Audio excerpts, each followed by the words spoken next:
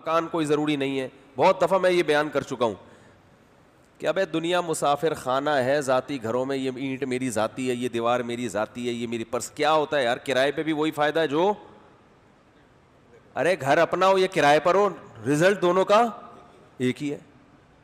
روٹی خرید کے کھاؤ یا کوئی فری پھوکٹ میں پکڑا دے آپ کو, رزلٹ کیا ہے؟ چبا کے کھا کے جو لذت حاصل ہوگی, نگلنے کے مزہ آئے گا, وہ تو اپنی روٹی میں بھی وہی ہے اور کسی اور کی روٹی میں بھی وہی ہے نا. تو مکان جو رہنے کے لیے لیا جاتا ہے, اگر وہ رینٹ پر ہے, فائدے اس کے وہی ہیں جو خریدے ہوئے مکان کے ہیں, وہی فائدے ہیں اس کے. آپ کے وہ پھر ایک نیا ٹاپک چھڑ جائے گا. بہت سے لوگ نئے بھی آتے ہیں نا, وہ کہیں گے کیسی باتیں کر رہے ہیں یار کہ ذاتی مکان ہی نہیں ہونا چاہیے. میں نہیں کہہ رہا ذاتی مکان نہیں ہونا چاہیے, اس پر میں بہت ڈیٹیل میں بیان کر چکا ہوں. ذاتی مکان کی ٹینشن نہیں لینی چاہیے, ہو تو اچھی بات ہے, نہیں ہو تو بھی کوئی ٹینشن کی بات نہیں ہے. بہت زیادہ اللہ نے پیسہ دیا ہے. خلاصہ اس بیان کا یہی ہے کہ اللہ نے اتنا پیسہ دے دیا آپ کو کہ طبیعت سے اچھا کھا رہے ہو آپ. چائے میں ڈبو ڈبو کے پاپے نہیں کھا رہے, بلکہ آپ کا ناشتہ بھی وی آئی پی. آپ کو ڈاکٹر نے کہا کہ بھائی ڈرائی فروٹ ناشتے میں ہونا چاہیے, تو ڈرائی فروٹ کا بھی آپ کے پاس پیسہ پہلے ان چیزوں پہ خرچ کر لیا. آپ صبح ایک پاؤ پستہ کھایا کریں, چبا چبا کے خوب, زنک ملے گا آپ کو. سربیکزی سے آپ کی جان چھوٹ جائے گی, صحیح ہے نا. گردے اچھے کام کرتے ہیں, لوگ کھاتے نہیں نا یہ چیزیں. اور آپ کا اخروٹ, دماغ کی سیٹنگ کیا ہو جائے گی, بہترین. اخروٹ جیسا دماغ ہے نا, ویسی اخروٹ کی بھی اللہ نے شکل بنائی, یہ بتانے کے لیے کہ جس میں ذرا سا بھی دماغ ہوگا نا, وہ اس کو دیکھ کے اندازہ لگا لے گا کہ یہ دماغ کے لیے مفید ہے, کھائے گا وہ. بالکل دماغ جیسا ہے نا, کھوپڑی اور اندر سے نکلتا ہے دماغ کی طرح. تو اللہ نے اس لیے اس اخروٹ کی ایسی شکل بنائی کہ اخروٹ کھانے سے پہلے آپ کو ڈاکٹر سے پوچھنے کی ضرورت پیش نہ آئے. اخروٹ بزبان حال کہہ رہا ہو کہ تو اگر اخروٹ نہیں ہے, ٹھیک ہے نا, تیرے دماغ میں اگر مغز ہے, اخروٹ نہیں ہے, تو میری شکل دیکھ کے اندازہ لگا لے گا کہ میں کس کے لیے مفید ہوں, تیرے دماغ کے لیے مفید. اس کو اللہ نے بنایا ایسے ہے. بعض چیزیں ایسی ہیں اللہ نے اس میں خود میسج رکھا ہوا ہے کہ کس چیز کے لیے مفید ہے. تو کھانے میں آپ نے بہت اچھی وی آئی پی سے مراد صحت مند خوراک, پہلے پیسہ اس پہ خرچ ہو انسان کا. دوسرے نمبر پر انسان کا پیسہ خرچ ہو رہائش سے میری مراد ذاتی یا کرائے نہیں, گھر کشادہ ہو, ہوادار ہو, دھوپ کا انتظام ہو, روشنی ہو اس میں, صحیح ہے نا. کرائے پہ آپ ایک ذاتی مکان آپ کو مل رہا ہے چھوٹا, جی اپنا ہے, لیکن اپنا گھر کیا ہوتا ہے, اپنا ہوتا ہے. 80 گز کا آپ نے اتنا سا مکان ذاتی ہے, ذاتی میرا ہے, میرا مکان,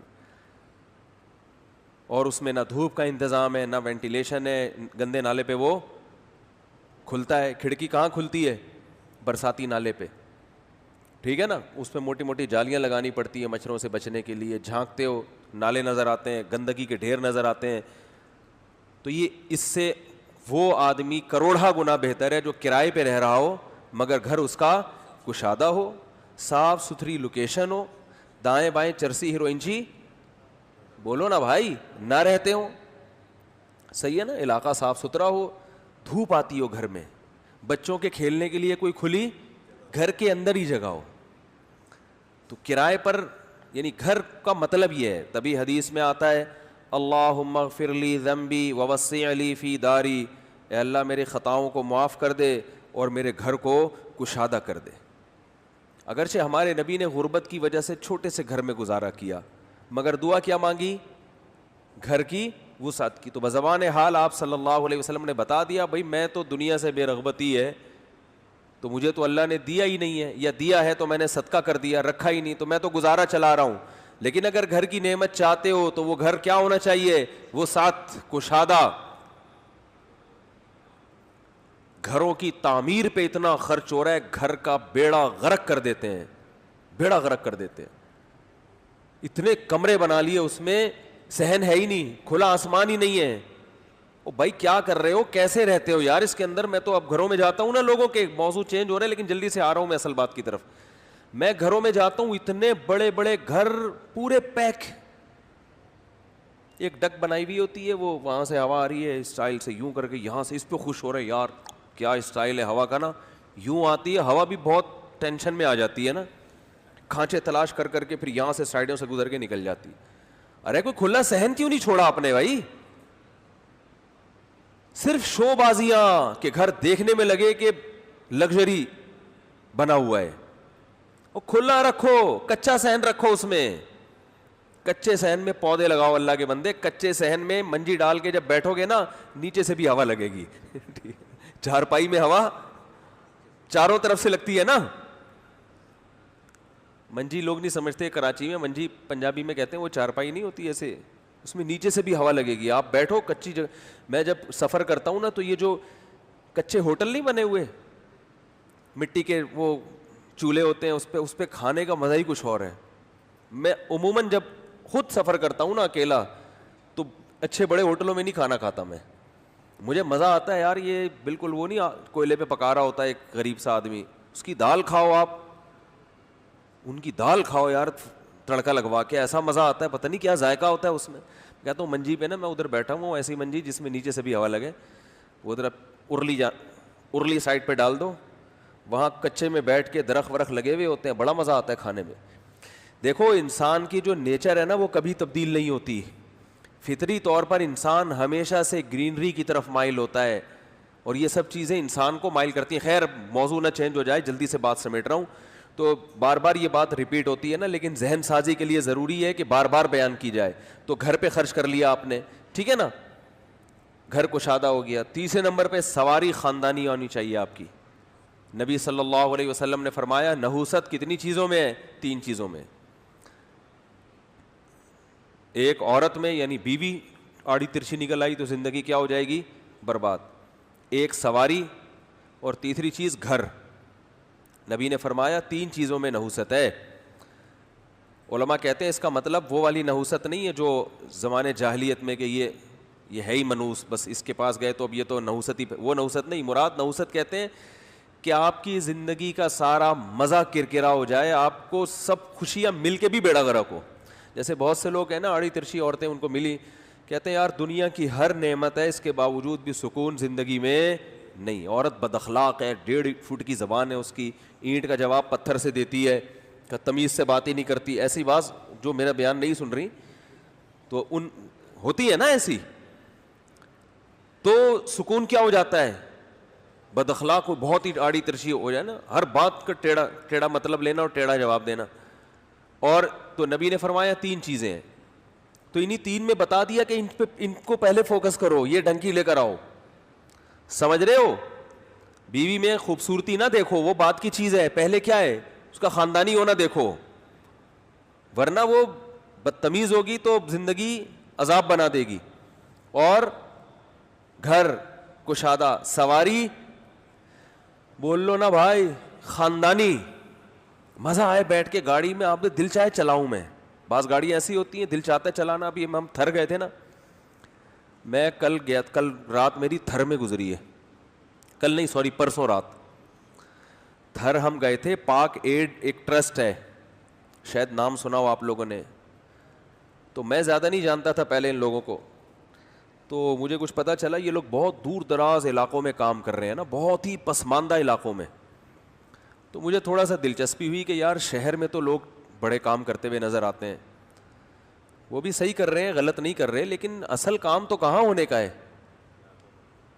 تھر میں اور ایسے دور دراز علاقوں میں, ریگستانوں میں, جہاں لوگ جاتے نہیں ہیں.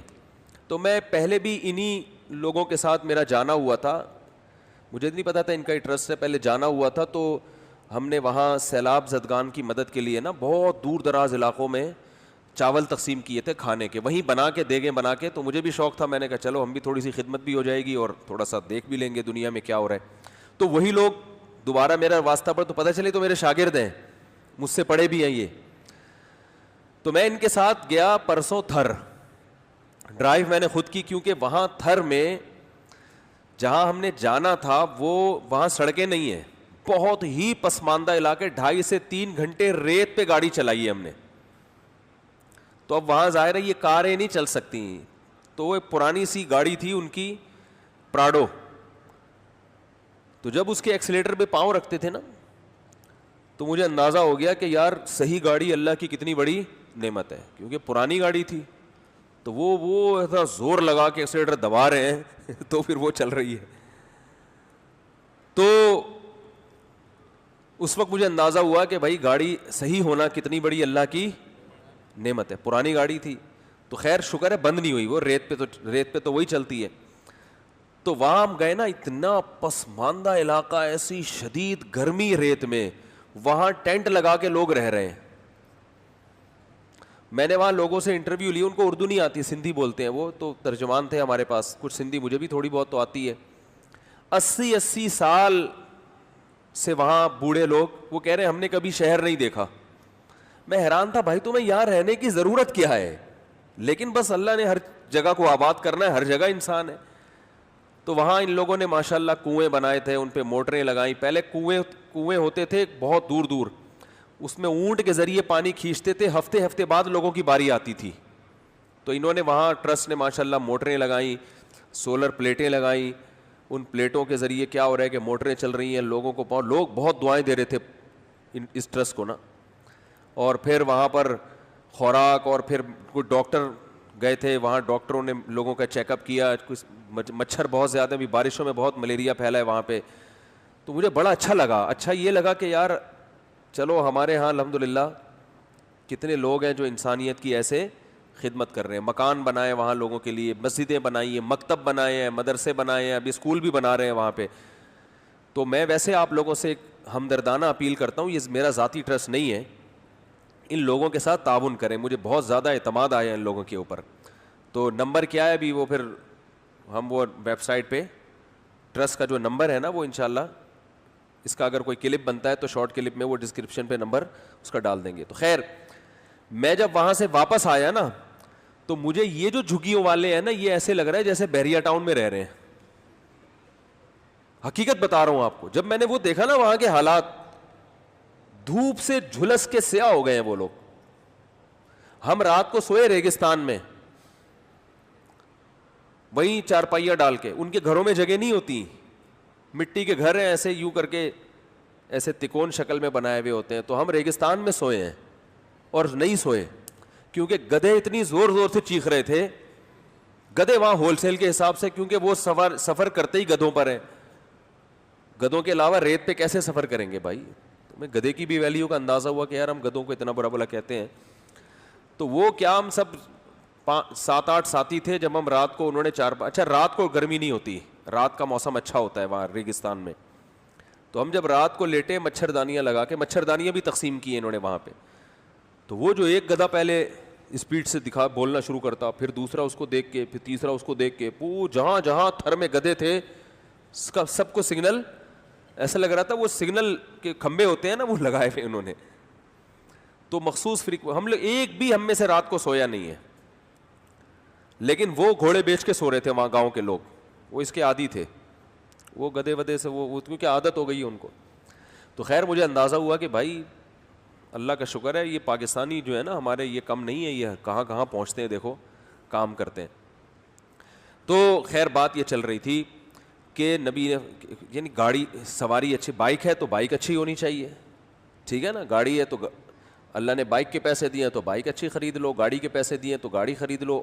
زیادہ اچھی گاڑی کے پیسے دیے تو کیا کر لو بھائی, زیادہ اچھی. تو کسی کو بہت اچھی گاڑی میں دیکھا کرو نا, تو یہ نہ کیا کرو یار اس کو دیکھو عیاشی کر رہا ہے. آپ اس کو بولو یار یہ آدمی دنیا کو مسافر خانہ سمجھتا ہے, اس کو پتہ ہے جو چیز استعمال میں آ گئی نا وہ تو فائدے میں ہے, جو استعمال میں نہیں آئی, دیکھو جو دنیا کو مسافر خانہ نہیں سمجھتا وہ کنجوس ہوتا ہے, وہ پیسہ بچاتا ہے, وہ خرچ نہیں کرتا ہے.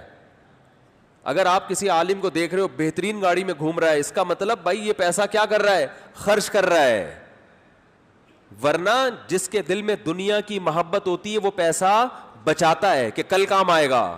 اور جو دیندار ہے کہتے ہیں کل کس نے دیکھی بھائی, ابھی نبی کی حدیث ان کے سامنے ہوتی ہے کہ یقول العبد مالی مالی, انسان کہتا ہے میرا مال میرا مال. آپ صلی اللہ علیہ وسلم نے فرمایا وَهَلْ مِن مَالِكَ إِلَّا مَا أَكَلْتَ فَأَفْنَيْتَ, فرمایا تیرا مال صرف وہ ہے کھا کے ختم کر دیا, اور لبستا فَأَبْلَيْتَ, پہن کے پرانا کر دیا. جو استعمال میں آ گیا وہ کس کا مال ہے, آپ کا, اور جو استعمال میں نہیں آ رہا وہ آپ کا نہیں ہے. وہ آپ کے وارثوں کا ہے. وہ کس کا ہے بھائی؟ وہ وارثوں کا ہے. تو یہ بولا کرو یہ جو مکان ہے نا یہ میرے بچوں کا ہے, یہ نہیں بولا کرو میرا مکان ہے. بحریہ ٹاؤن میں آپ نے کروڑوں کی انویسٹمنٹ کر کے مکان بنا لیا, اپنے لیے نہیں بنایا, اس خوش فہمی میں آپ نہ رہیں. آپ نے تو 40 50 45 80 70 سال کی زندگی ہو گئی, اب رہ کیا گیا؟ ہاتھی نکل گیا, دم رہ گیا بھائی. لوگ کہتے ہیں نا ہاتھی نکل گیا دم رہ گئے. تو جو 45 50 سال گزر گئے, ہاتھی نکل گیا, آپ کیا رہ گئی ہے؟ دم کے لیے آپ بحریہ ٹاؤن میں بنگلہ بنا رہے ہو یار. کچھ تو تھوڑی سی تو شرم آنی چاہیے نا. زندگی آپ نے آدھی تھی, اور بحریہ ٹاؤن میں کم عمری میں تو بنگلہ بنا نہیں سکتا آدمی کہ آپ کہ میں تو 18 سال میں بنا رہا ہوں. 18 سال میں آپ اتنے فری ہونے کی کوشش, اتنا پیسہ 18 سال میں ہوتا نہیں ہے. ابا کا پیسہ ہوتا ہے وہ ابا کا. تو ابا آپ کے لیے بنانے تو الگ بات ہے, ابا اتنے نیک آج کل مارکیٹ میں ملیں گے نہیں, وہ اپنے لیے بنائیں گے. لیبل بچوں کا لگائیں گے. لیبل کس کا لگائیں گے؟ اصل میں ہم تو اب دنیا سے جانے والے ہیں. اصل میں ایکچولی اب ہم نے تو اب تو میں ان بچوں کی خاطر یہ بنگلہ خرید رہا ہوں, ان بچوں کی خاطر. اس میں ابا سچے ہیں یا جھوٹے, اس سے یہ پتہ چلے گا کہ اگر ڈاکٹر ابا سے کہہ دے کہ کل آپ کا انتقال ہونے والا ہے, اللہ نہ کرے آپ کو ایسی بیماری لگ گئی ہے, تو دیکھیں اب بھی بناتے ہیں کہ نہیں بناتے. اگر اب بھی بنا رہے ہیں تو واقعی کس کے لیے؟ بچوں کے لیے, پھر ٹھیک ہے. لیکن ابا کے فوراً ارادہ کیا ہو جائے گا؟ چینج. پتہ چلا بچے ایک بہانہ تھے, لیبل بچوں کا تھا, بنا کس کے لیے رہے ہیں اپنے. ہمارے ایک دوست تھے کیا ہیں, تو وہ ہیں تو بڑے, مگر ان کو بچوں کے کھلونے میں بڑی دلچسپی ہے. آج کل کھلونے بھی ایسے ٹیکنیکل قسم کے آ گئے ہیں کہ بڑے کا دل چاہتا ہے ان سے کھیلنے کا. حقیقت ہے نا, آپ کھلونے کی دکان میں ایسے ایسے کھلونے آئے ہوئے. وہ کیا کرتے تھے, میرے ساتھ ہی واپس آ رہے ہوتے تھے جامعہ سے, تو راستے میں اکثر کھلونے کی دکان پہ رک کے نا, وہ کھلونے اتنے عجیب عجیب آ گئے ہیں. ڈرون آ گیا ہے بھائی بچوں کا, 20-22 ہزار میں وہ ملتا ہے ڈرون کیمرہ بچوں کے لیے. ہیلی کاپٹر اڑنے والے ملتے ہیں نا, ریموٹ سے آپ ہیلی کاپٹر اڑا رہے ہیں. وہ 20-22 ہزار کا تو خیر ان کے لحاظ سے بہت مہنگا تھا, لیکن یہ جو جہاز آتے ہیں اڑانے والے, یہ ہیلی کاپٹر, یہ تو مل رہے ہیں. تو بہت زیادہ کھلونے خریدتے تھے. میں نے ایک دن ان سے کہا کہ یار میں یہ حلفیہ کہہ سکتا ہوں کہ یہ کھلونوں پہ نا آپ لیبل بچوں کا لگا رہے ہو, مقصد کیا ہے؟ خود انجوائے کرنا. اور پھر یہ میرا تجزیہ نہیں, ان کے گھر والوں کا بھی یہ تجزیہ تھا کہ یار یہ کھلونے آپ بچوں کے لیے نہیں بلکہ کس کے لیے خرید رہے ہو؟ اپنے لیے. آپ کو ہیلی کاپٹر اڑانے میں کیا آ رہا ہے؟ مزہ. لیکن اب اس عمر میں آپ کھلونے خریدتے ہوئے اچھے نہیں لگ رہے, تو نام کس کا استعمال ہو رہا ہے؟ بچوں کا.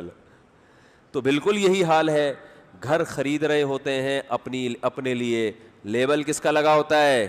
بچوں کا. موت کا تو تصور ہی دماغ سے نکال دیا ہے, مرنا ہی نہیں ہے بھائی. پتہ نہیں کیا ہو گیا, ایسی باتیں کر رہے ہوتے ہیں یار.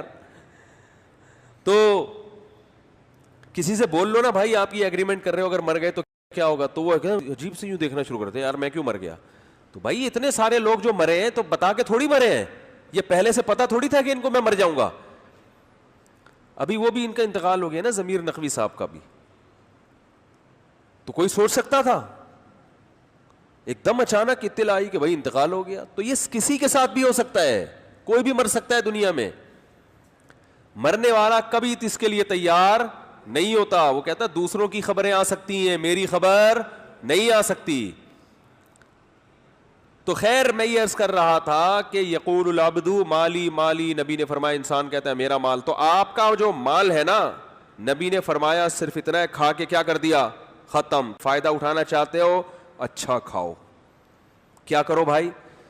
یہ حدیث میں ترغیب ہے, یہ حدیث کا مفہوم یہی نکلتا ہے نا. کہہ رہے تو کہہ رہا ہے میرا مال, تو تیرا صرف وہ ہے جو کھا کے کیا کر دیا؟ ختم. تو مطلب